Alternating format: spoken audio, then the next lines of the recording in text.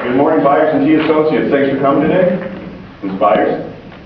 Tree, how are you doing? Ms. Jones, how are you? My name is Kevin Gilchrist. I'm an account executive with AT&T. I appreciate you guys having me here today. I appreciate all of you coming. I'm sure that you guys are busy. You're always out in the field, so thank you for giving me your time. I understand that you guys are a little apprehensive about moving to the south. Is that correct? Because of weather disasters. You know, that's something to be a little apprehensive about, because weather disasters can be disastrous. Would you agree? When it comes to weather disasters, though, yeah, there's hurricanes down in the south, but I'm from the Northeast, okay? And there are snowstorms out there that shut businesses down for days. It's happened before. In fact, New York City is maybe 5 hours away from my hometown, and just over the summer they were worried about hurricanes flying through. People were freaking out in the city. It was kind of funny. Nothing ended up happening, but the city shut down. You can't afford, you told me that you can't afford in our last conversation that if your business shut down, you wouldn't be able to handle it. You just can't have that. In California, there's fires and earthquakes. In the Midwest, there's tornadoes. So disasters happen everywhere. I don't think it's a matter of where you're located. I think the question really is, how prepared are you when disaster strikes? So what I wanted to talk to you about today was just that. I wanted to get you thinking about how prepared you are when disaster strikes. I want you to think about what would happen if a disaster struck. And then I'd like to go into thinking on a positive note, what would happen if you were prepared? And then we'll tie it in with why you should work with me as your account executive with AT&T. So let's put on this imagination cap that you kind of built when you were a kid and you learned from watching Barney, the dinosaur. Think about that situation. Think about right now if a disaster struck within 2 hours. What kind of situation would you be in? I know that a lot of your nurses are mobile and you're doing home health care. So they're out in the field and they're dealing with a patient, and then all of a sudden disaster strikes, knocks out your home office. They can't get that information because your data is located in that home office. What would happen? These are patients, they're sick, you know, their lives are at stake. Would you agree?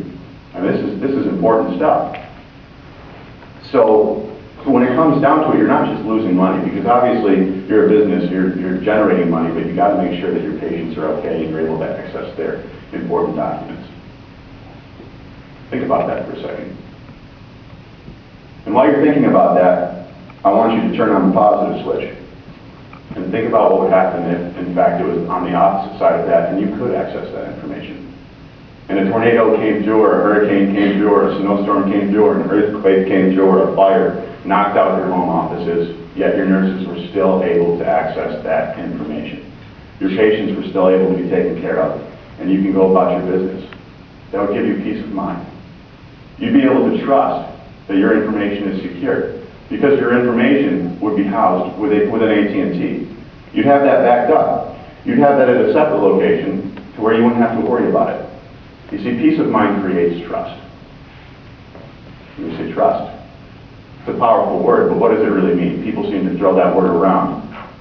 So we've talked about what it would look like if you weren't able to access your data and you weren't prepared for a disaster. We've talked about what it looks like if you can and if you are prepared. And now I want to close out with talking about trust. You see, you should work with me as your account executive because of the fact that I understand what trust really means. Trust creates peace of mind. Let me give you an example of how I've been able to build trust in the past. I had a client who just opened a new comedy club, and he was very kind of distraught because he had one location and he built the other one and people weren't showing up for whatever reason. His first location was popular, but no one seemed to really know about the second one, and no one really seemed to care. And he didn't really know how to get it off the ground. Various sales reps had gone in to talk to him before, and he was still at a loss and not going anywhere. So I decided to go in. And our meeting went for about an hour and a half.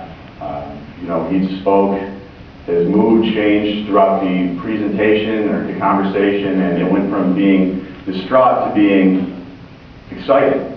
And he was ready to move on, and he was almost jumping up and down without actually jumping up and down. And I sat there and I said, Dave, what's the difference? I mean, you were really upset when I came in here, and now you're just on a 180. He goes, Kevin, no one's ever really done what you've done before. I said, what are you talking about, Dave? You told me that you had 5 different salespeople in here before I even met with you.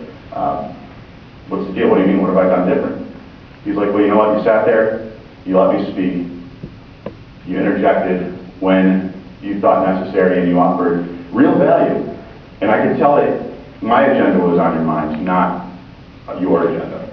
And a lot of sales reps will come through here and they'll pretend that my agenda is on their mind, but you can really tell that they're just thinking about their wallet and what's going to be coming next. And that's what it's all about. Going in and listening to your client, offering value based off of what they say, because otherwise the results that you provide them aren't going to work. That's how you build trust.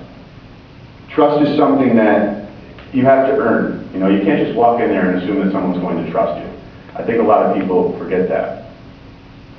So when it comes down to trust, you've got to make sure that you're not wasting your client's time.